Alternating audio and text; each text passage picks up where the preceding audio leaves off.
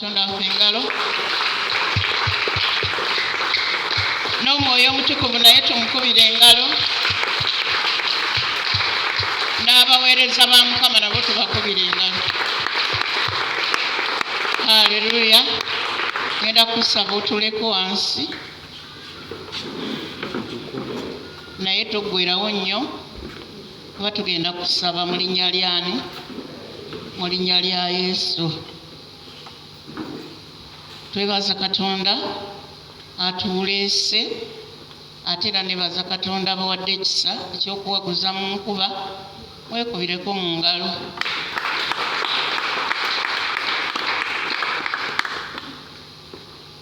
Haleluya. Amanya gange nze Lucy Kuganja muwanguzi mperereza mu kyaki eno Great Works Center Church. Haleluya. Sumba Christias ne Pastor Joshua bebasumba mu kifo kino abakulu. Haleluya. Masekati gaffe gabaamu omugenyi ekyo kitegeere mu linnya erya Yesu. Nelson ogenda kujja tukole kuba ndabamu feesi ezirabika nga tezimanyi Luganda. Amiina. Mumukubireko mu ngalo manyi buli lunaku bamujjukiza bujjukizi.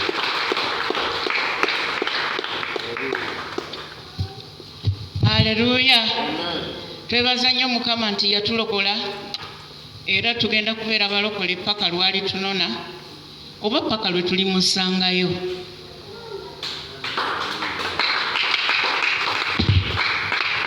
Paka lwe tulimusangayo manyi abamu tugenda musangayo abalala ali banona. Birimu emirundi emeka? Birimu emirundi 2. So n'olwekyo twebaza nnyo Katonda olw'okubanga yatulokola era mu bujulizi obusinga obungi obwo bwe bujulizi obukyasinze okubeera bwe bayita obwokya kubanga Katonda yakola ki? Yatulokola. Olaba abantu engeri gye beeyisaamu. When you see how people behave, olaba abantu engeri gye beekola. they see how people react and do Edda things. baagambanga mbu omuntu atasomye A long time they say that people who have not gone to school, yakola ebiswaza he does the silly things. naye ate abasomye basinga okukola But ebiswaza. most of the people who have been to education, they have done So evil n'olwekyo things. twebaza Mukama But we thank God kubanga yatulokola. for He saved us. Kyekitulemesa okukola ebiswaza. That makes us not to do funny Hallelujah. things. Era Hallelujah. oba ng'okyali mulokole ng'okola ebiswaza If you're born again and you're still doing silly things, weekebere wandibanga eno wakyalayo bukyazi. check yourself.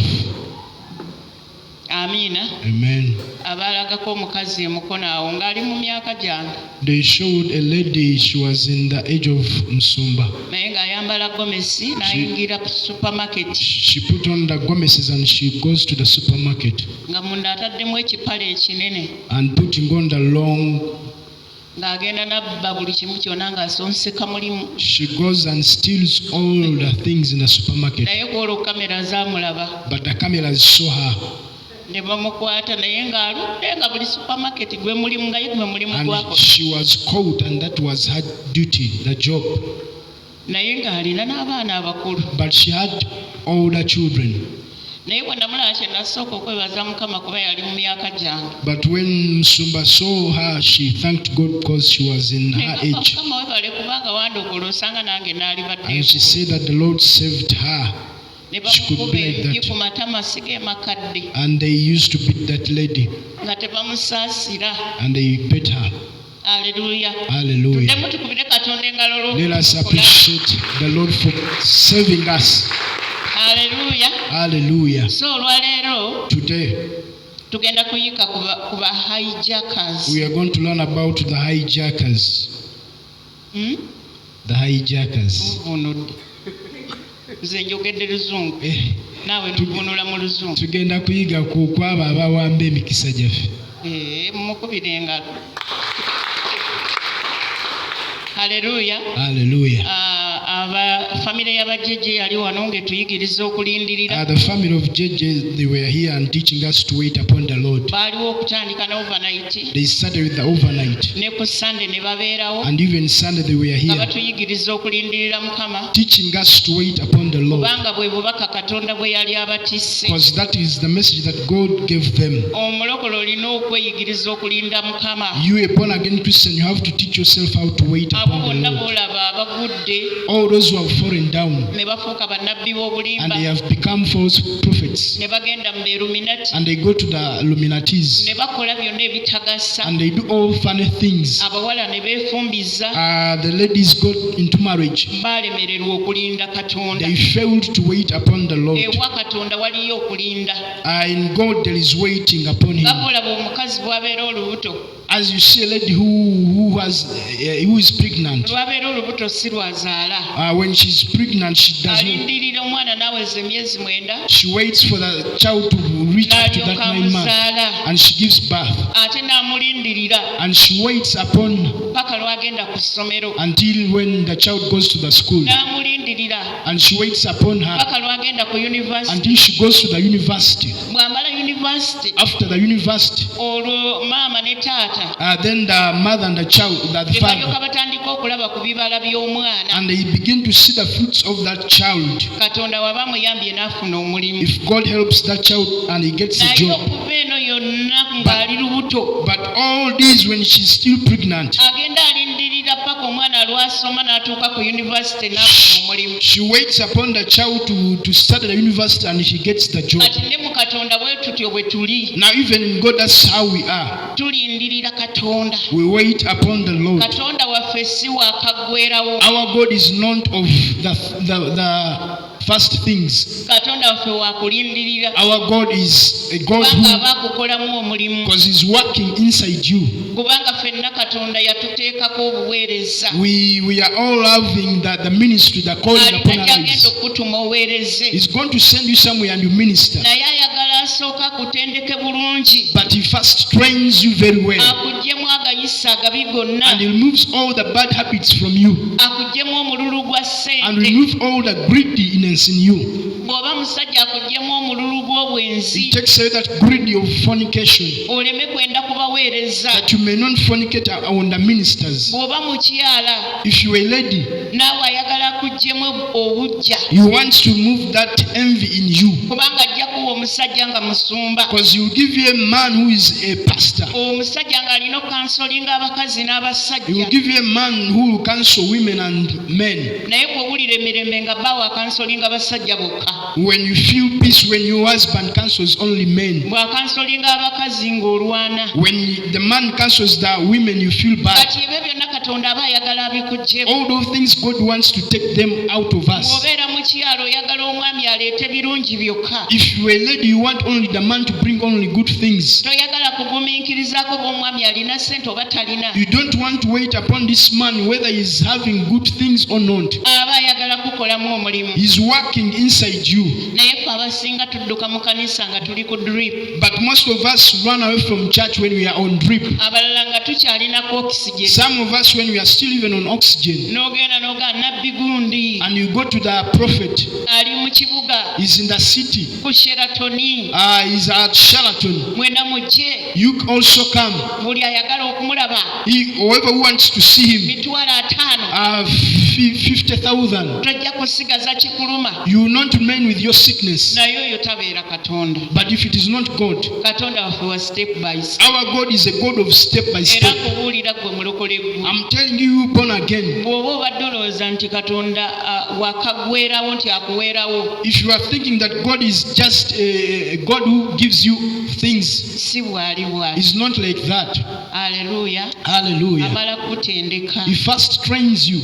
Ne bwe gaba magye If you even an army, bamala they kutendeka first go through ne training balyoka bakusindika. and they send you. Kati kkiriza otuule bakutendeke. Now allow yourself to sit down and they train you. Olindirira Katonda As you wait upon the Lord akukolemu omulimu, to work inside you, oleme kuswala. that you may not be ashamed. Aleluya. Hallelujah. Kubirako Katonda waffe Now engalo. appreciate Jesus. Bw'oba okitegedde If you have understood, okulindirira Mukama waiting upon the Lord, twakirabye mulimu ebibuuzo ebibuuzo bingi. We saw it that there are many questions. Abantu ba bulijjo bakubuuza. And the usual people will ask you. N'abeewammwe bakubuuza. And even your family members will ask. Olifumbirwa ddi? When are you getting married? Olizaala ddi? When are you giving birth? Lwaki tonnazimba? Why haven't you Lwaki built? tolina mulimu? Why don't you have a job? Lwaki tonnalinnya nnyonyi? Why haven't you Ebyo byonna babikubuuza. traveled? They will ask you all those questions. Naye olunaku lumu Katonda ajja kukuviirayo. But one day God is going to reveal, is going to come for you. Okumulindirira. If you wait upon Him, Alyoka addemu ebibuuzo byabo bonna. and you will answer all their questions, Ababadde nga bakubuuza. those who have been asking you. So n'olwekyo tokola kintu kyonna. Now don't make a Kubanga mistake, abeewammwe bakubuuza. because your people are Kubanga asking you. mikwano gyo baazaala dda. All your friends have produced, Kubanga mikwano gyo baazimba dda. your friends have built. Nedda gwe oli w'amaanyi okusinga. For you was great and you are mightier than Abo them. bakusoose busoosi. They have fasted, Naye ebibyo bye bigenda okubeera ebisinga ebyabakusooka. but your things are going to be better than them. Haleluya. Hallelujah. Toggwamu maanyi mukwano gwange. Now don't lose hope, my friend. Kubanga azimba ennyumba ey'ebisenge bya wansi. The one who builds the house with the low rooms, Tamalira kumu n'azimbye kalina. he does not finish with someone who's building a kalina. Kalina erwawo. The flat takes Ate long. ennyumba eya bulijjo. It is not like as usual Basobola houses. ogizimbira ne mu wiiki bbiri. They can even build it in 2 weeks. Asimba emmwanyi. But someone who's sowing coffee, Takufulira kumu n'asimbye he ebijanjaalo. does not harvest with someone who's Ow'ebijanjaalo mu myezi esatu.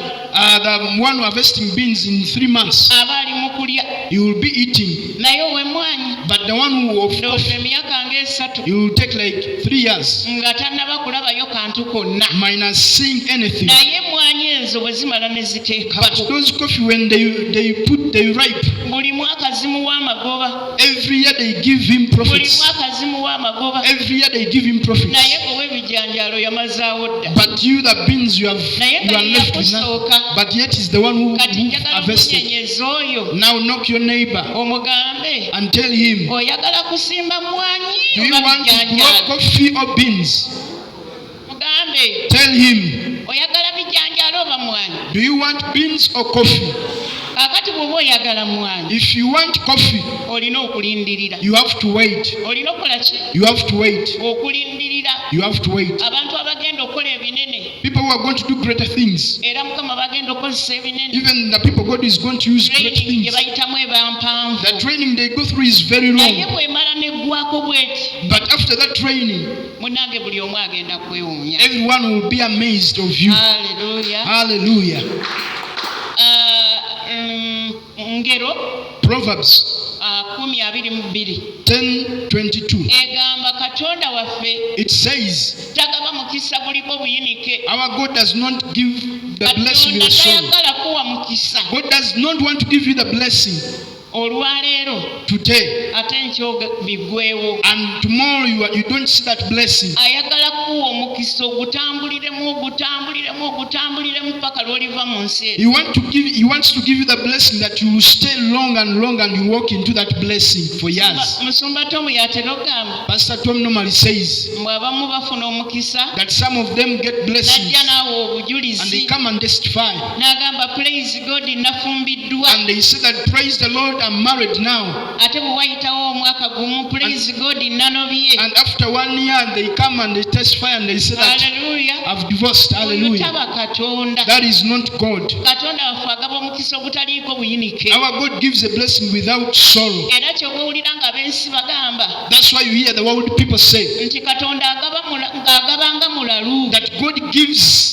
Nedda tagabanga mulalu. He does not give like a man. Aba amaze okukutraininga n'amanya nti byonna obisobola. He first trains you and he knows that you can handle. Sente tezijja kufuga. That money will not take control of you. Wabula gw'ogenda ozifuga. It is you who's going to control over it. N'alyoka akuyiira buli mukisa gwonna. And he will give you all the blessings. Ezekeeri 21 Ezekiel chapter 21 olunyiriri olw'27 verse 27. agamba ndikivuunika He says that I will overthrew nekivuunika and I overthrew nekivuunika and overthrew paka nnyini kyo lwalituuka n'enkimuwa. until the owner of it comes and I give it to him. Kati ekiseera nga kituuse ekyokuwa omukisa, Now if time reaches for you to get the blessing, biri byonna bye yajja avuunika all the things he has been turning up, byonna bivuunula the Lord will reveal byonna ne them, bikuyiikira and they will come to you. n'otandika okubuuza oba bino byali ludda wa And you will ask yourself that where did these things, abantu ne bakuleetera omukisa nga tomanyi ne gye bava and people will bring you the blessing and yet you don't know where they are coming from. oluusi nga n'abamu baakulabanga ne bakunyooma Yet even some saw you and they despised you. naye ebiro byo nga bituuse But when your seasons come,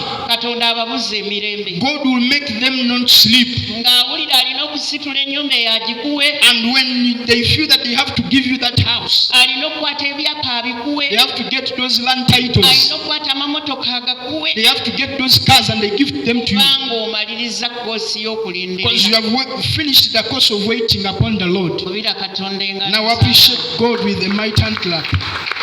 haleluya Hallelujah. omwezi guno The whole of this month, kye kitundu ky'omwaka this is the mid of the month, the year, sigaddeyo 2024 the last of the year of era 2024. omwezi guno ogw'omukaaga But this 6th month, gubeera gwa kulwana lutalo it is a month of fighting. gubeera gwa kusaba na It kusiiba is a month of prayer and fasting. kulwanyisa byonna ebitulemesa okukola okwagala kwa Fighting against the things that are hindering us to do the will of God. kulwanyisa byonna ebitulemesa okukwata ku mukisa Fighting all the things that hinder us from getting the blessing. era konferensi ng'ewedde After the conference, wiiki ezisembayo the last week, tugenda kubeera wano buli lwaggulo we are going to be here every evening nga tukuba gino emyoyo egiwamba ebintu byaffe and dealing with these spirits, the spirits of hijackers, nga tugisesemya byonna byonna making them to vomit all, kubanga because oyinza okuba nga okulindirira wakumala you might have been waiting for a long time mukama n'abaako byakuweereza and God sends your blessings, naye omubi n'abiwambira mu bbanga but the enemy hijacks your blessings kakati ate gwe n'osigala ng'oli mu kifo ky'okulinda and you stay in the position of waiting. kati kyova olaba nti mu gw'omukaaga guno That's why in this 6th month, tugenda kusesemya omubi buli kyaffe we are going to make the enemy to vomit every kyobalaba blessing. nzize mbasunireko katono That's why I've come and teach you something little. aleluya Hallelujah. bangi tufaanana bwe tuti Most of us are like that, si lwakuba nti kwe kwagala kwa not katonda because it is the will of God, naye waliwo ali mu mukisa gwo but there is someone who is in your blessing. waliwo ali mu kifo ky'olina There okubeera is someone who is in your position. waliwo ali mu nnyumba gy'oteekeddwa okubeera There is someone who is in the house that you are supposed to be in nga ye yeeyagala and is enjoying. alya bulungi He eats very well. asula He bulungi stays very well. atambula atudde He walking, n'abaana be basoma and even his children are going to naye school. nga bali ku mukisa gwo But yet they are in your blessing. aleluya Hallelujah. awo ne wabeerawo akasiriikiriro And there comes the silence. amiina Amen. waliwo omwana wano There is a young man. yabonaabonanga naye alina kojjaawe He suffered a lot, and yet he had his uncle. kojjaawe nga mugagga His uncle was very rich. nga yayamba ekika kyonna He helped all that land.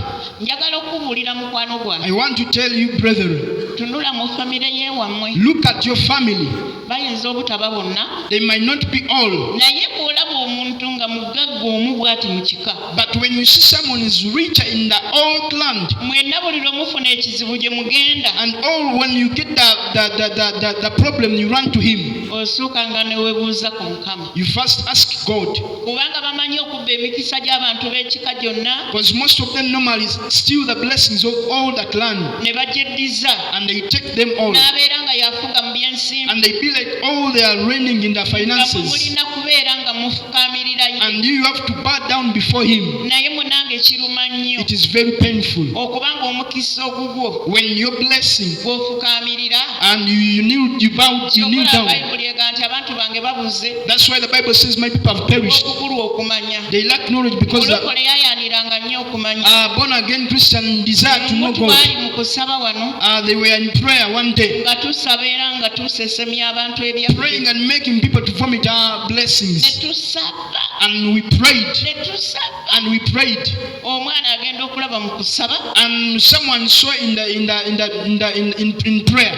ng'ali mu lubuto lwa kojjaawe Yet he was in the womb of naye her mu kusaba ankle. okwo But through that prayer, ng'alaba akubye bw'ati she hit, n'abotola and mu lubuto omukono ne guvaayo.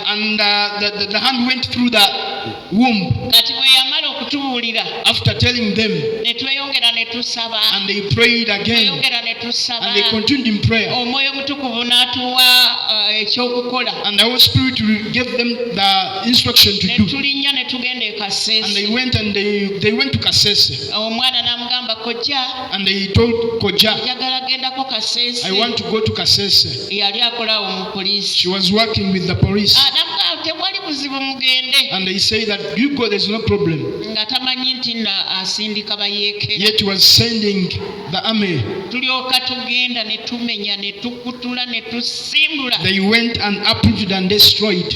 ne tuvaayo ne tukomawo. And they came back. Naye ebintu byatabukira kojja banna. But things were so bad on the Ebintu ankle. byamutabukira ne mu poliisi ne bamugoba. And even where he was working, he was N'entegeke chased. ne zimuggwako. And the money was no more. Ono omuvubuka n'alyoka atandika okulaba ku ssente. Then the young man started to see the blessing. N'alyoka atandika okufuuka ng'omuntu. And he started to become like a man. Era olwaleero ali mu bulamu And even obweyagazi. today he's in a good life. Era waliwo n'omulala. And there is also another one. Era naye nga baamutwalako ebintu. They took all his blessings. Naye yazimba bulenga awo. He built there in Mlenga. Agula ttaka ku ttaka. He buys plots from plots. Azimba nnyumba ku He nnyumba. builds houses from houses. Naye baamugobanga mu nnyumba. But they chased him out of the house. N'ajja ne yeebaka mu kyaki emyezi mukaaga And he ng'ali came and slept n'omukazi in the church n'abaana. for almost 6 months with his children. Olw'omukyala ng'alina omukazi n'abaana. She had children and a wife. Naye bwe yamala okusesemya abo abaali batutte ebintu bye. But after making those people who had taken his things to Olwaliro vomit, omusajja w'amaanyi. this man is now very Alina powerful. kampani mu kibuga. He has a company in that city. Emmotoka akyusa He bukyusa. changes cars. Haleluya. Hallelujah. Kati gwe leka kweremeza mu mbeera. Now you don't stay in that situation N'ogamba nange ninga Yobu. and you be like, I'm also like Job.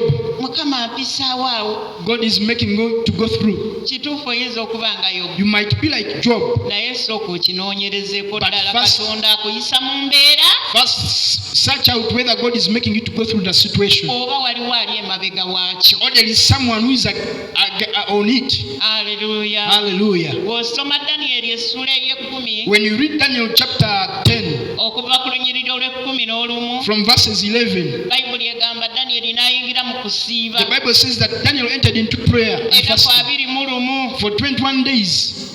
naye Katonda olunaku lwe yasooka okusiiba But the first day Daniel fasted, Katonda n'addamu ansa ye and God answered his prayer, n'atuma Gabudyeri and he sent Gabriel ajja abuulire to Danyeri come and tell Daniel, kubanga waaliwo Yeremiya kye yali yalabula because there is what Jeremiah had prophesied, nti emyaka 7 bwe girigwako that after 70 years after, Katonda alibajjira n'abajja mu buwambe. God will come and deliver you from the captivity. Ye Danyeri kye yali asabira That's what Daniel was praying era against. Katonda n'abaddamu. And the Lord answered them. Naye Gabudyeri ng'ajja But Gabriel coming, omulangira w'e Buperusi mu bbanga awo, the principality of Persia, n'amukwata ennaku 21 got hold of Daniel's prayers, got hold of Micaiah. naye Danyeri Gabriel. n'asigala ng'asaba But Daniel stayed in prayer. n'asigala ng'asaba. He stayed in prayer. Kankubuulire mulokole tolekangayo kusaba Born again, never leave prayer. kubanga okusaba kitegeeza okwogera ne Katonda. Prayer means communicating to God. Danyeri mu kulemerako mu kusaba Daniel consistently praying to Katonda God. n'abuuza ono omusajja namuddamu kiki ekimusabya. And God said that I answered Daniel what is making him to pray. Ne bategeera nti malayika baamukwata And they got to understand that Gabriel was captured. ne basindika malayika Mikayiri And they sent angel Michael, ayimirira mu maaso ga the Katonda one who stands before God ate nga ye mukulu w'eggye lya and is Katonda. the army of God. Naye bwe yatuuka eyo But when he came, naye era n'ayongera ne bamukwatirayo. and he was also captured. Oba kyenjogerako kitegeera? Are you understanding what?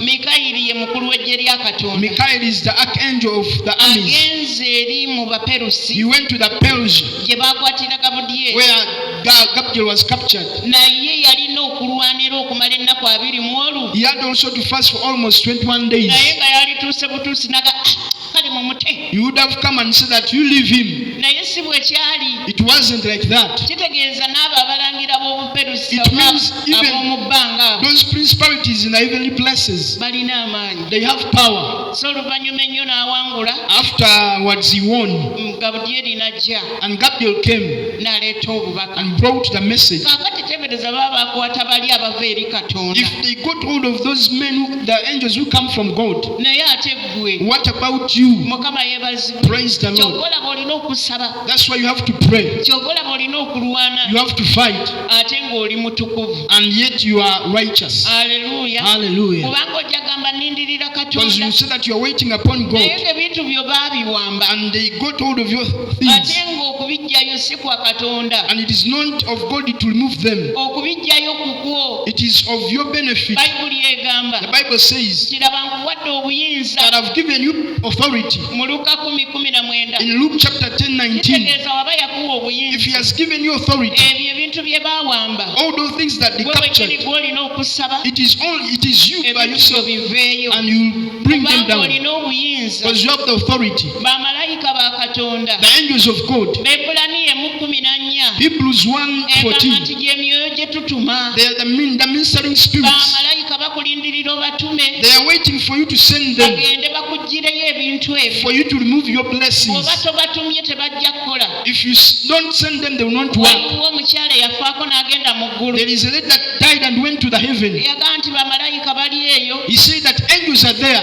mbu bagamba ffe tebatutuma, that they are saying that they don't send us. ffe tebatuwa mirimu. They don't give us tasks. Mwe baboosi b'abamalayika, You are the bosses of angels. naye munange bali bagamba mbu temubawa mirimu. They are saying that you don't give them tasks. Kati mu mwezi guno Now ogw'omukaaga, this 6th month, yiga okozesa be baakuwa okukozesa, learn to use what you are obatuma supposed, okuggyayo and you ebintu. send angels to tell them to remove your things. Hallelujah. Tugenda kusomako We are going to read. ekyandiikibwa ndowooza kimu tusabe, It's one scripture and we pray.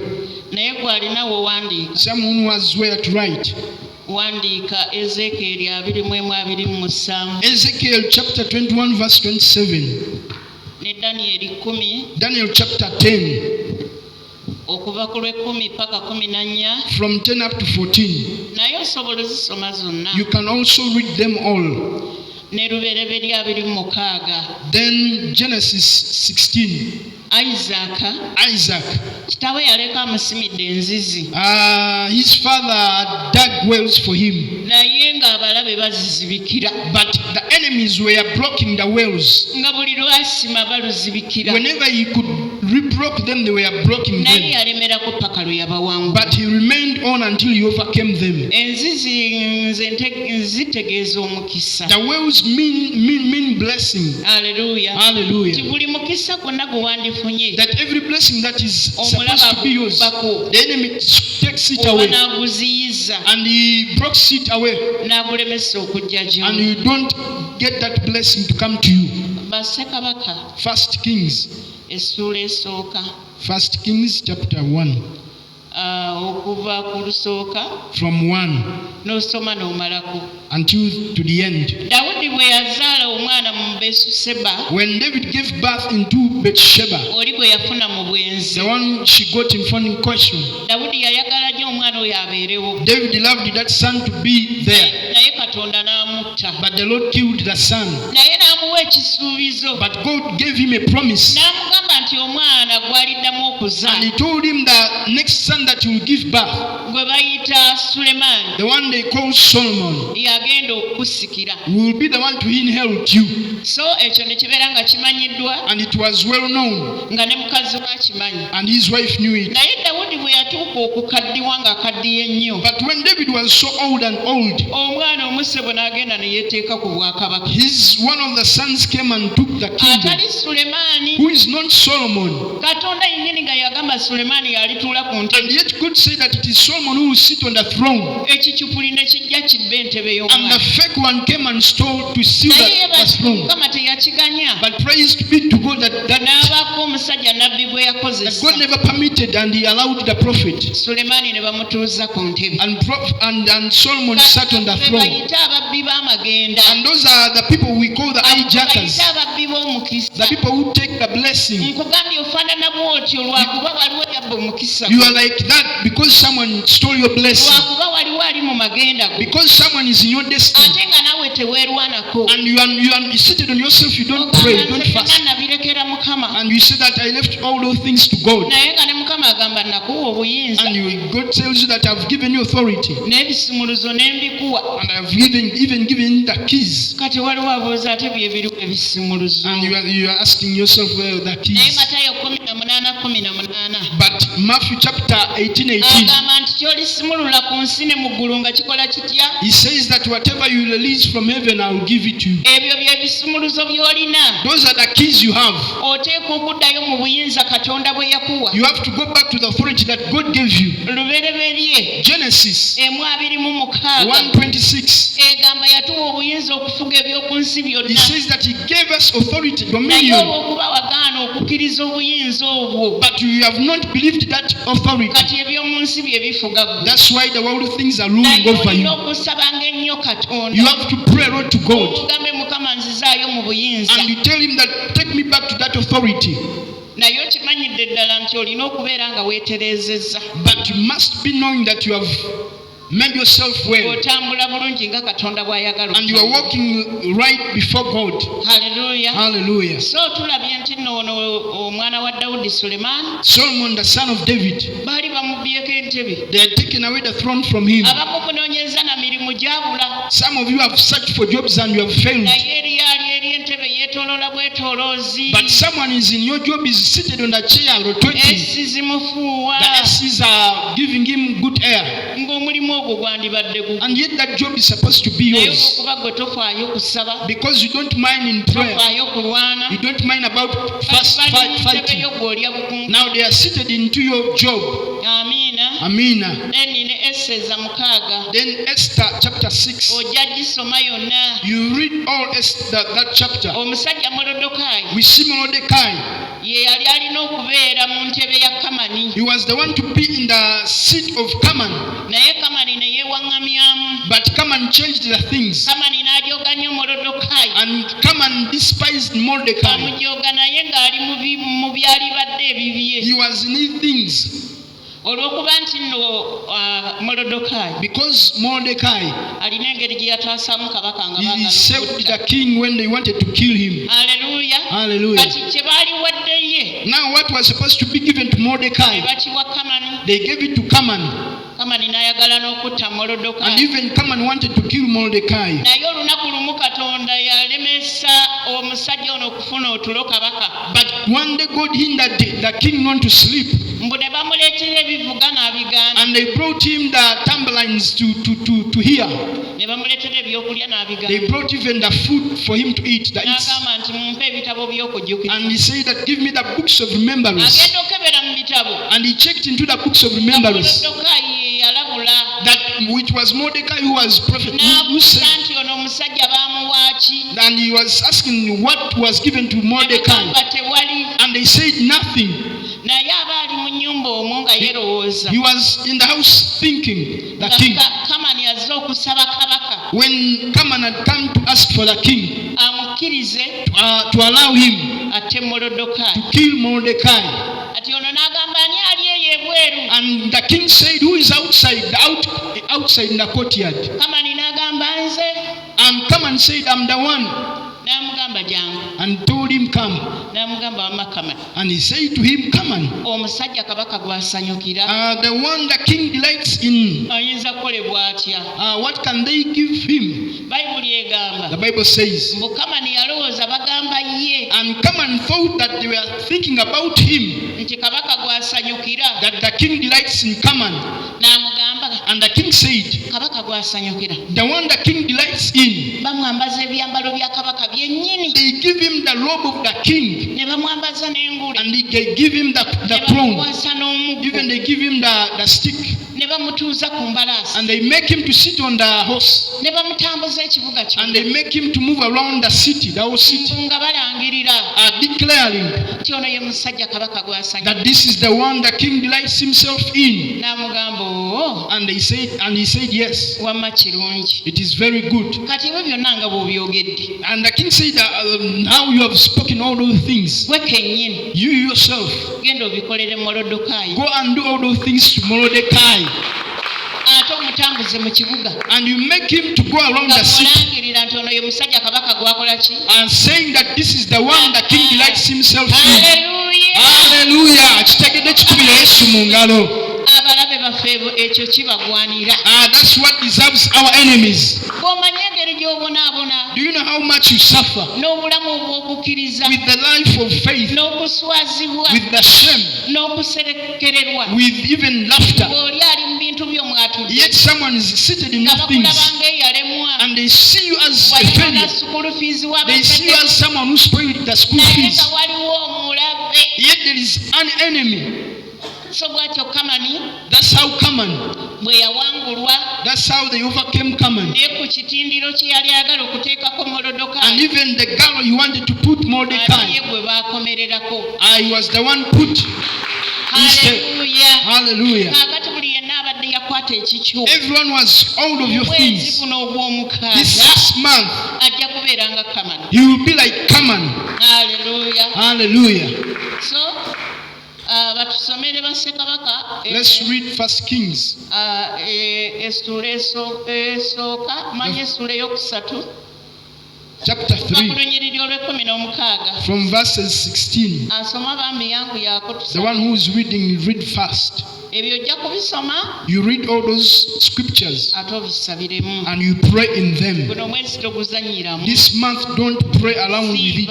Fast, Saba, pray. soma bayibuli, Read the Bible. ekiro zuukuka osabe, In the night, pray. ku makya zuukuka Even in the osabe. morning, pray. Wano wabeerawo morning There glory, is a morning glory wano here. wabeerawo lunch hour, There are lunch hours here. waliwo evening service, Even the evening services. n'ekiro tusulawo Even in wano. the night, we sleep here. Osobola okujja jangu weebake, If you can, you come and sleep in church and you pray. olabe obulamu bwo bwe bukyuka, And you will see your life changing. naye obulamu bwo bugaanye Your okukyuka life has failed to change kubanga owoomerwa emmere. because you love food. Olya emmere mande ku mande, You eat food Monday to Monday. tosoma bayibuli, You don't read the Bible. obeera ku TV, You are always on the obeera ku television. WhatsApp, You are on WhatsApp. ebyo byonna bikunywa. All those things are sucking you. Haleluya. ebyo Hallelujah. byonna byowa obudde. All those things you give time. Tosobola kumaliriza ne bagamba jangu ofune omusaala They cannot tell you, and they say that you come and get your salary. kubanga wiiki eno olabye nnyo TV, Because this week you have seen a lot of TV. jangu olabe omusaala You come and see the salary. kubanga olaba nnyo WhatsApp, Because you are always on WhatsApp. jangu ofune omusaala Come and get your salary. kubanga munange oli memba wa TikTok. Because you're a member of TikTok. Tebiriiyo, That is not there. naye mu kusaba But through prayer n'okwewaayo eri Mukama and dedicate yourself to kwekugenda God, okuleetera obulamu bwo it okukyuka, will make your life to change. kwekugenda okuleetera adulesi It y'okukyuka, will make your address to change. kwekugenda okuleetera erinnya ly'okukyuka. It will even make your name to change. Wano tulina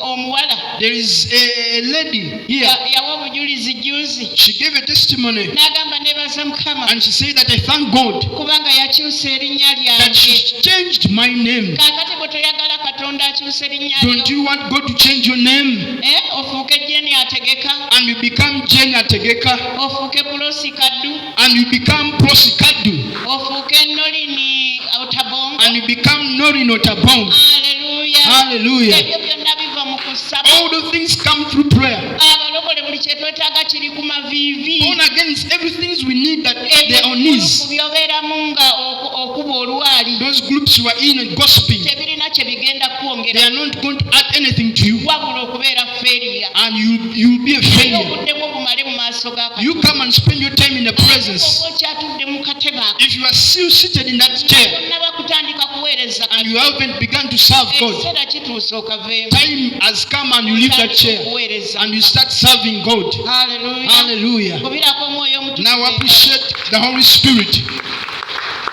Kale ssebo omusomi waffe soma.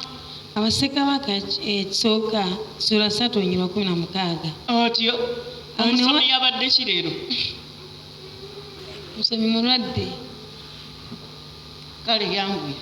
Awo ne wajja eri kabaka abakazi babiri abaali abenzi ne bayimirira mu maaso ge. Omukazi omu n'ayogera nti, ayi mukama wange, nze n'omukazi ono tusula mu nnyumba emu. Nazaala omwana wange nga mulamu. Nazaala omwana wange ndi wamu naye mu nnyumba. Awo olwatuuka nga naakamaze ennaku 3 kuzaala, omukazi ono naye n'azaala. Era twali wamu, tewaali mugenyi wamu naffe mu nnyumba wabula ffe fembi mu nnyumba. 19. Awo omwana w'omukazi ono n'afa ekiro kubanga yamwebakira. N'agolokoka mu ttumbi n'aggya omwana wange mu mbiriizi zange, omuzaana wo nga yeebase, n'amuteeka mu kifuba kye, n'ateeka omwana we afudde mu kifuba kyange. 21. Awo bwe nagolokoka enkya okuyonsa omwana wange, laba nga afudde.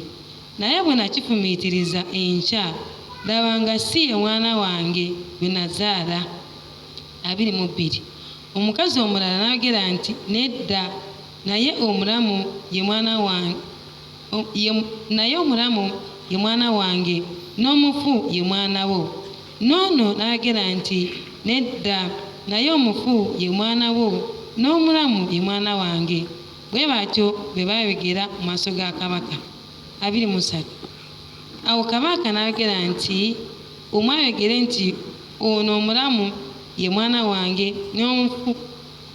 Awo kabaka n'ayogera nti, omu ayogera nti, omulamu ye mwana wange, n'omufu ye mwana wo.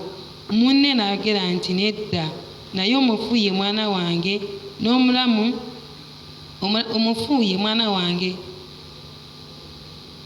ye mwana wo, n'omulamu ye mwana wange. Awo kabaka n'ayogera nti, mundeetere ekitala. Ne baleeta ekitala mu maaso ga kabaka. Kabaka n'ayogera nti, musaleemu omwana omulamu, mumuwe omu ekitundu ne munne ekitundu. 26. Awo nnyina omwana omulamu n'alyoka agamba kabaka, kubanga omwoyo gwe gwamulumira omwana we, n'ayogera nti, ayi mukama wange, muwe ye omwana we omulamu, so tomuta n'akamu. Naye ye omulala n'ayogera nti, taliba wange newankubadde owuwo, mumusalemu. Awo kabaka n'addamu n'ayogera nti, mumuwe ye omwana omulamu, so temumuta n'akamu. Oyo ye nnyina w'omwana. Haleluya. Hallelujah. Mukama yeebazibwe. Praise the Lord. Abakazi bano ndowooza mukiwulidde baali babiri nga basula mu nnyumba emu. These 2 women were together staying in the same house, Bw'ate baali bamalaaya and they were prostitutes, ne bazaalira mu budde bwe bumu. and they gave birth in the same time. Omulala nga yeebaka nnyo. The one was oversleeping. Kati bwe yali yeebase, When she slept, ono omulala omwana we naye n'amwebakira and n'afa. the other one slept on the child and died. Agenda okulaba nga ate oli afuluuta. And she saw the other one, N'agenda n'abbawo omwana and she went and saw her child, n'amutega omulala. and he made her to, N'asigaza omwana omulamu. and she remained with the child who's Oli agenda okuzuukuka nga alaba omulambo, when she saw the dead child, naye muli munda n'awulira ng'omwana we si yafudde. but in her mind he thought that this is not my child who has died. Ng'ono omwana w'oli yakoze eki Yet the other woman, naye ono omubbi w'amagendo, omubbi w'omukisa, but the other one, the one who stole the child, n'alemerako n'aga nti ono ye wange, she said that this is my child, oyo afudde ye wuwo. the one who has died is yours. N'ono n'agamba nedda, And the other one said, no, oyo omwana omulamu ye wange. the one who is alive is my child. Ne bagenda n'ewa kabaka, And they went to the king, era ng'ono omubbi w'amagenda and the one who stole the one, ng'akyakalambidde. he was also saying the same. Paka kabaka lwe yagamba muleete ekiso, And the king said, bring the sword, tusalemu omwana and ono, we cut this child, omu tumuweeko ekitundu, and we give someone the n'omulala tumuweeko ekitundu. and also the other one we give him half. Kati nnyina w'omwana n'agamba nedda temumusala Now the mother of the child said, don't cut the child. balemeddeko nti wuwe mumuwe If he has said that he is, wakiri omwana wange abeere mulamu. let my child live. Kabaka ono pulaani ye And the plan of the king was, teyali yakusala mwana, it was not to cut the child, wabula yaleeta ekyalaba ani mutuufu. but you brought that to see the one who is, Kubanga Who is omukazi right? azadde omwana but the woman who gives birth. tosobola gamba nti mumusale. You cannot say that you cut my child. Naye ono atali nannyini mwana But the one who was not the owner of the child, yagamba bamusale, he said that let them cut the child. taliba wange ate naawe taliba. He will not be yours and he will not be mine. Kabaka n'amala okutegeera nti ono And the king knew ye mwana w'oli. the child is of this Era woman. n'agamba omukazi muddize omwana. And they say that you give back the child to the woman. Haleluya. Hallelujah. Ekyo kituyigiriza ki? What does this Njagala teach us? onyenyeza oyo akuliraanye. Knock your neighbor, shake him, Omugambe tell him bimeka bye bakyusiza how ebibyo many things have ne changed. bakuteerawo ebicupuli. Yet they are yours and they put Oli fake for mutulo you. weebase. Yet you are sleeping. Mugambe. Tell him or her. Bimeka. How many things? Era bicupuli bimeka by'olina. How many fake things do you have? Bimeka bye bakyusiza ng'oli ku TikTok. How many things they have changed and they have given you fake Bimeka things bye yet you are on bakyusiza ng'oli TikTok? ku WhatsApp. How many things they have changed you are on Bimeka bye WhatsApp? bakyusiza ng'oli ku TV ne How many Express. things have they changed yet you are on TV? Bimeka bye bakyusiza ng'oli ku How mupiira. many when you are on the football? Haleluya. Sebo betting eri abalokole tebayingirayo. The people, the born agains don't go there, the Naye betting. ku lw'omupiira ng'oyagala okunoonya abalokole But if you want to see born agains, genda mu betting. go to betting. Haleluya. Hallelujah. Bimeka bye bakyusizza. How many things have they changed? Ng'omukazi ono bwe bakyusa omwana we And like nga this woman now, and they changed his child. ekiro kyonna sitaani asula akola. The enemy does not sleep, Abalogo basula bakola. witches are always working. Naye nga gw'oli mutulo ofuluuta. Yet you are slumbering and sleeping. Kano ke kaseera It ak'okugolokoka. is high time for you to wake Ke up. kaseera ak'okutunula. It is high time for you to stay watching. Tusabe tusesamye omulabe byonna bye yatuggyako. For us to pray and make the enemy to vomit. Nga bwe tulabye nti noono omukazi wadde yali yeebase. As we have seen, this lady was sleeping. Naye Katonda yamukwatirako n'akozesa kabaka omwana we But the n'amukomerawo. Lord touched this woman and God Kati used the king. ekiseera nawe okabirire It is Katonda. high time for you to cry to God Akomyewo byonna byonna omulabe bye yali yakonyagako. and bring back the things that enemy had stolen away from Bikomewo you, mu bulamu bwo. to come back to your life. Kubanga tuvumisiza Katonda. Because we have made our Naffe God to be bennyini tukooye abused. Katonda. And for us, we are also Kuba tired tulaba ne of bwe God. tusaba takola. Even when we pray that we see God not Naye working, ye akola. but God works. Naye ffe engeri gye tufunamu ebintu byaffe. But that's how we get our things. Omulabe ye abeera wali The ng'aswamye. enemy is there targeting. Gwe woogayaaliramu bw'oti. When you lose hope, Ye ng'abibba. he takes them. Omwana yatuwa ekirooto wano abeegayiriza. There is someone who got a dream and told the intercessors. Yalaba nga tugenze ku TV He saw that that they are going TV okwebaza Katonda. to give thanks to God. Bw'aba ali awo n'abakazi b'omukyala abatali balokole. She was with those women who are in the village. Nga bazze n'ebyalaani ebipya bibiri. They had come with Ebyalaani. Aleluya. sewing machines. Mukama yeebazibwe. Praise the Lord. N'ababuuza ate mmwe munoonya ki nga temuli balokole. And he told them, what have you come for, yet you are not born again? Ye ebyalaani mubigyewa. Those sewing machines, where have you gotten them? Mbu ne bamugamba tonnamanya. And they had told her that, haven't you known Omukisa gwayise mu Kibuli that the Miracle Center. blessing has been poured in Kibuli Miracle Center? Ate nga gwabeegayirizi. And it is for the intercessors. Ate n'ababuuza ate mmwe muli beegayirizi. And he told them, are you also intercessors? Ebyalaani mwabifunye mutya? How did you get these sewing machines? Ne bamugamba tubadde wali. And they say that we have been there. Nga we basoma amannya. When they are reading the names, Nannyini linnya n'agayaalamu. and when the owner of the blessing and he goes back, Ffe nga tugenda nga tubijjayo. we come and we take them. Era y'ensonga lwaki otulaba n'ebyalaani. And that's why you are seeing us with sewing machines. Hallelujah. Gwe kasita ogayalamu katono. When you get tired a little, Ayijjakanga ebibaka. the hijacker, the one who steals the blessing will Mukama come. yeebazibwe. Praise the Kale Lord. yimirira ku bigere byo Now tugenda you kusaba. stand on your feet.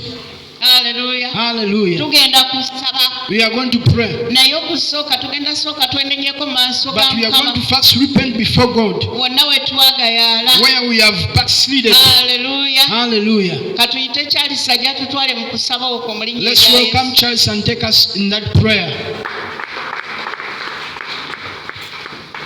Jangu obudde tulina butono, tulina eddakiika 2 zokka. We have limited time.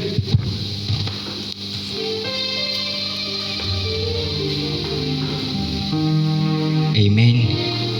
Tugenda kusaba, musumba mukubireko mu ngalo ez'amaanyi.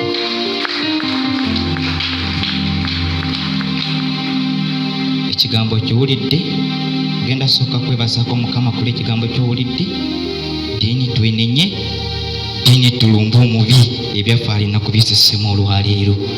Amen. Kati genda mu maaso ga Mukama, sooka omwebazeeko. Katonda kitaffe, Katonda omwana, Katonda omutukuvu, tujja mu maaso go ayi Katonda atagwawo. Amakya ga leero Katonda ow'ekitiibwa nga tukusinza ku lw'ekigambo kye tuwulidde Mukama. Oli Katonda ow'amaanyi, Katonda waffe, oli Katonda omuyinza w'ebintu byonna. Tewali akwenkana Katonda ow'ekisa, tewali akwenkana Katonda ow'ekitiibwa. Tukwebaza ku lw'ekigambo kyo tutumidde olwaleero, kubanga ekigambo kyo Taata ge maanyigo. Okitumye kubanga oyagala kutusumulula, okitumye kubanga olina by'oyagala okutuddisa Mukama. Ebibadde byatubbibwako Katonda aba Katonda omwesigwa, Kabaka w'abakabaka nannyini buyinza. Kyetuba tuyimusa amaloboozi gaffe olunaku olwaleero ku lw'ekigambo ky'omwoyo wa Katonda. Taata nga tugambe tusaanidde omwoyo omutukuvu, twala ekitiibwa n'ettendo omwoyo wa Katonda, twala ekitiibwa n'ettendo Kabaka w'abakabaka. Taata totono tusse mu maaso g'omukwano gwaffe, tandika okaabira Katonda, tandika okwenenya, gamba omwoyo wa Katonda tukwatire ekisa ikotonasona kulalira omwoyo wa Katonda, Kabaka w'abakabaka nannyini buyinza. Taata totuno tusse mu maaso g'olunaku olwaleero nga tusaba otukwate ekisa Mukama. Taata tuwadde Mukama wa Kabaka kitaffe atagwawo, twakola entagaano omwoyo wa Katonda. Taata n'emisimu omwoyo omutukuvu, Taata gibadde Kabaka abakabaka gye tulinako n'obuyinza Mukama, nga gyatwala ebyaffe Mukama, gibadde ekyawanyisa emikisa gyaffe. Katonda aba Katonda omwesigwa, Kabaka w'abakabaka nannyini buyinza. Tusomye mu kigambo ky'Omukama mu kitabo Katonda aba Katonda eky'Abassekabaka ekisooka Taata essula ey'okusatu nti abakyala babiri mukwano gwange ne basaala abaana omwoyo omutukuvu, naye omwana w'omukyala omu Mukama Taata n'afa, naye okuyita mu kusumagira Mukama, okuyita mu kubongota Mukama, Katonda aba Katonda omwesigwa, okuyita mu butamanya mukwano gwange teyategeera biro bye Mukama.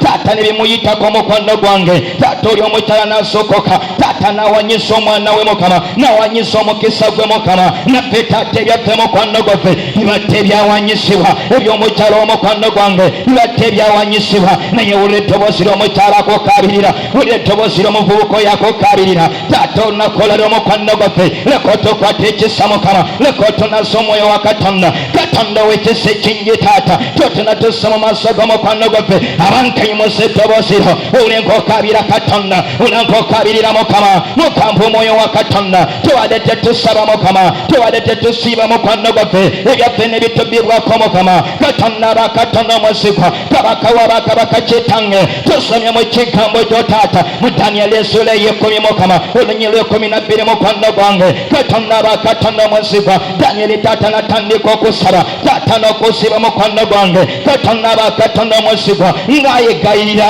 ng'akaabirira Katonda. Katonda aba Katonda, abaana ba Isirayiri mukwano gwange abaali bagenda mu busibe. Katonda aba Katonda omwesigwa, nti malayika n'akka Mukama. Katonda aba Katonda omwesigwa, Taata okumuleetera ebibye Mukama. Katonda aba Katonda omwesigwa, naye omulangiro w'Eperusi Mukama yali akotta obwengula mukwano gwange, nagezaako okumusiyisa, naye lwakubanka Mukama Danyeri yali ali mu kusaba n'okusiiba, yali ayampatta amaanyi. Katonda aba Katonda omwesigwa, Taata omuyinza w'ebintu byonna, Taata omubitti awugula omukisa gwe. Katonda aba Katonda omwesigwa, Kabaka w'abakabaka munange, naye Taata olunaku olwaleero tusse mu maaso g'omukwano gwaffe. Taata nga tusaba Mukama, olakye twagulawo ensi gye Mukama, twenenya kula obwensi n'obusongo, kulamala n'obukyayi. Katonda wange twabirira Katonda, Katonda aba Katonda, Kabaka w'abakabaka, Katonda w'ekisa ekingi Mukama, badde obadde badde byakwata emikisa gyaffe obadde okatonda bakatonda taata okuwanyisibwa mukama katonda bakatonda eryomukisa gw'omukyalo oyo taata oyo omwami akukabirira katonda bakatonda omuzigo naye olunaku olwaliro katonda bakatonda jankoteekateko kabaka wabakabaka wekata katonda wange taata ku isisa kabaka wabakabaka taata nobawangusa mukama nobawangusa kamani katonda bakatonda obadde obikamani mukama badde biwanyisa emikisa gyaffe katonda bakatonda bikamani mukwano gwange ebyomupamire mukama eyo gye twasalibwa eyo gye twakulira eyo gye twawasa katonda bakatonda kabaka wabakabaka eyo gye tukolera obadde obikamani katonda bakatonda badde mukwano gwange byatusimbira entindiro mukama katonda bakatonda omuzigo naye olunaku lwaleero abatekende buziba tandika okwetamanyika mukama tandika okwetamanyika katonda kubanga togenda kulumba buli kitamani kyonna ekibadde ekyakolekera oluka kibadde ekyakupangira oluka nga kitambo olina okugwa mu kitindiro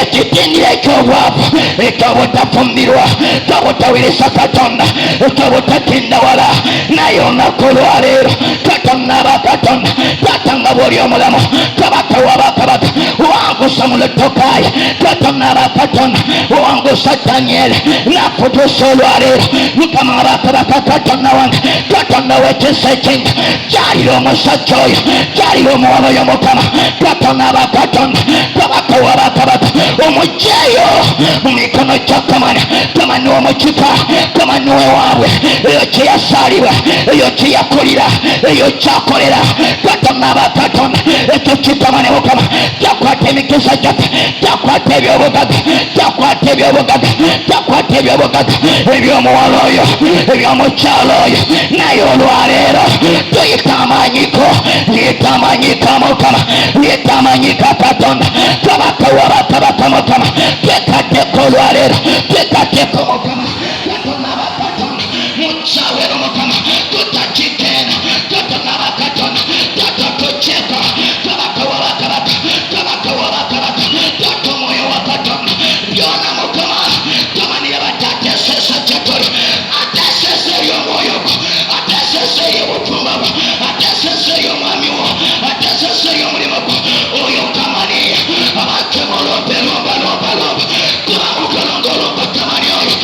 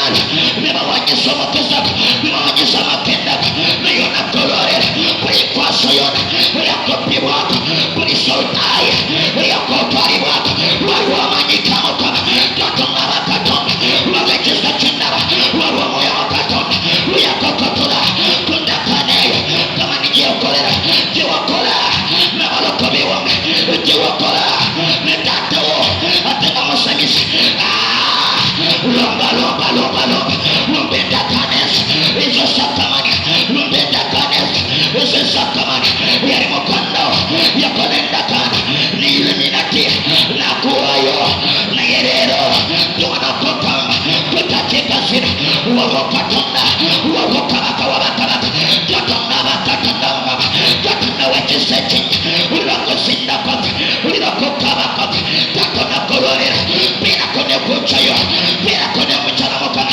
kucayo kumutyogo umutyogo okwomutiko butakulakona that of an achievement omuliko abateyatusimbira yabasimbira omuti ogwo butakulakulana nayo nakolwalera katonda bakatonda ekireta ekiswalo ekireta okwerabirwa bakwerabira abantu oli mufumbo naye n'omwami wo akwerabira ne mu buliri natakubuuza nagenda ku mulimu natuuka nalyokakobira esimu atuwazuza otya naye ndi wanokogamba ekimyoyo gyabali ekimyoyo ekifiwamwe nakulwalera bayo batatakenyesambwa batatesemandwa ezenakaima ezatunga ezakayisia ezamukasa ezanawakasa ezanatete lompesemandwa sewamwe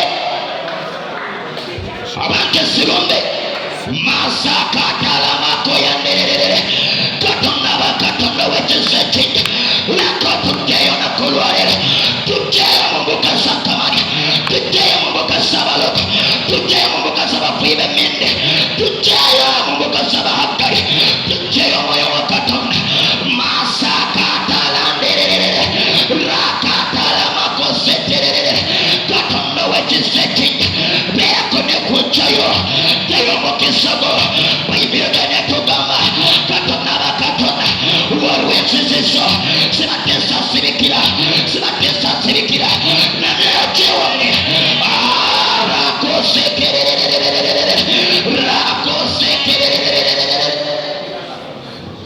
Haleluya. Webaze mukama obudde buweddeyo naye twetaaga okuweerabira obudde obwamu obw'okusaba mukama yeebazibwe. Haleluya. Kasitwotegedde engeri y'okusabamu We understood how to pray. tukwate ekiweebwayo kyaffe Let's get hold of our tithing. tugenda kuwaayo mu nnyumba ya We are mukama. going to offer to God in the house of God. kitaffe katonda ayinza ebintu byonna twagala kwebaza ku lw'obubaka bw'otuwadde mukama obw'okulwanirira ebyaffe okubijja mu mikono gyabo bakajjaka era mukama tukkiriza nti oli wamu naffe genda twongera amaanyi genda twongera ekisa okukola ekyo kye tuteekeddwa okukola tusobole okusesemya abo abadde batwala ebyaffe era nga tugenda okuwaayo mukama buli mukono guwaddeyo guwa omukisa balwanire entalo mukama era omwezi guno balabe obujulizi balabe obuwanguzi n'abo batawaddeyo mukama naate omulundi oguddako bagabirire basobole okuwaayo mu kristo yesu tusabye amiina. Jangu oweeyo mu linnya erya Give yesu. in the house of the Lord.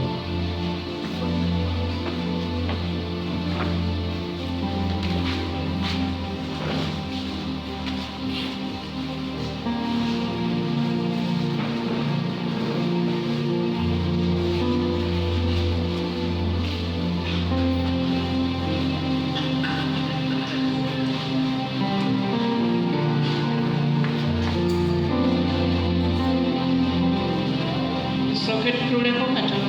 Let's first sit. Waliwo abaami b'endabyawo nga tebasaba There are men have seen. balabika bagenyi mubaweeko ku kazindaalo batubuuzeeko batugulire ne gye bavuga Let us give them the opportunity to ababaliraanye mwami mbalabuka say hello to us. Maybe they are visitors. baba ali eyo ng'ayagala kulokoka If you're there and you want to accept jangu Jesus, watukkirize yesu kristo mwakulyeko mayibulukuona come and accept Jesus if you're there.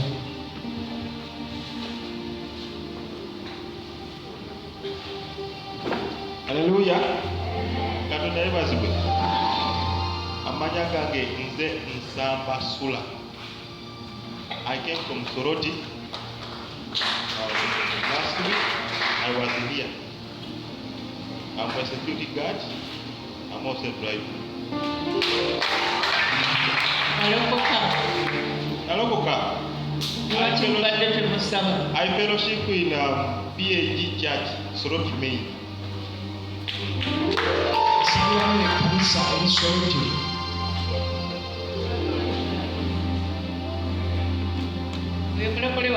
Yes, yebazibwe.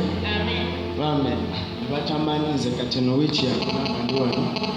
Yoni yali Musiraamu yajja wano n'ababulirako ebyamusimbye. Wano we nalokokera bambi. Kati n'amanya gakyuka. Ani ajjukira erinnya linafuna? Amina. Mukama abawe omukisa.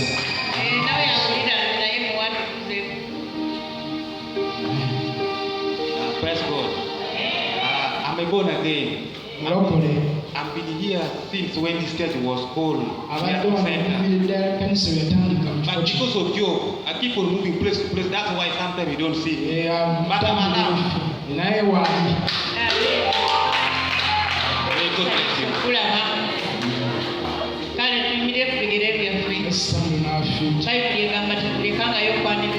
Bible says that don't give welcome visitors. But born again, we don't say that. Praise.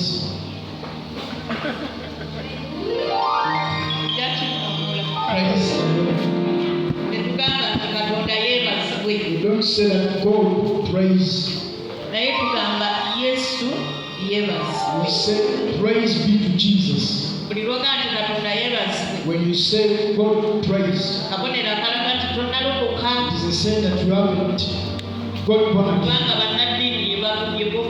Because the religious people speak that they say that God praise. Raise your hands and we sing about silver grace. Ekisa kya Mukama waffe Yesu Kristo n'okwagala kwayo Katonda n'okuseekimu kw'Omwoyo Omutukuvu bibeere naffe ffenna n'eri abooluganda bonna mirembe gitaggwaawo. Amiina. Ku Lwokusatu waliwo singles meeting oba conference. Naye naawe nga walaba omwami ow'okufumbirwa oba omukyalo ow'okuwasa jangu. Naawe single mother jangu. Ate nammwe abatanatukuza bufumbo mugye. N'abakukwakira obufumbo nga temusomeseddwa. Okugalangatanako. Olw'okuba wayingira tolina kumanya. Jangu oyige by'oteekeddwa okumanya. Hallelujah.